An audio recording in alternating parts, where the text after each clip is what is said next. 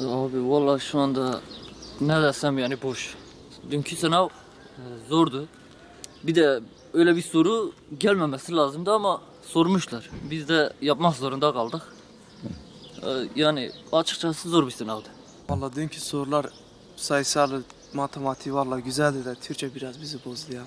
Türkçe bayağı bozdu. Benim yani yalan yok 1,5 saatim sadece Türkçeydi. Ondan yani biraz yani stres sıkıntı oldu sınavın ortalarına doğru. Ter falan baskı oldu. Vallahi sanatçı sorusunu bana göre biraz çok saçma geldi ya. Yani şimdiyle edebiyatın bağladılar birbirine, yani ben oradan hiçbir şey çıkaramadım. Anlam veremedim, bir anlam veremedim. Bir mantık da yakalayamadım.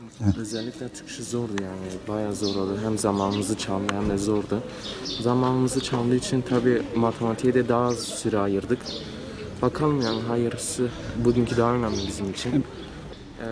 Yani bana kalırsa pek mantıklı bulmadım açıkçası ama yine de yapacak bir şey yok yani.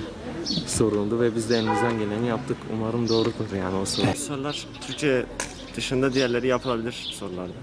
Türkçe'de biraz işte verdikleri yarım saati kullanmak için zorlamışlardı aslında. Başarılı oldular.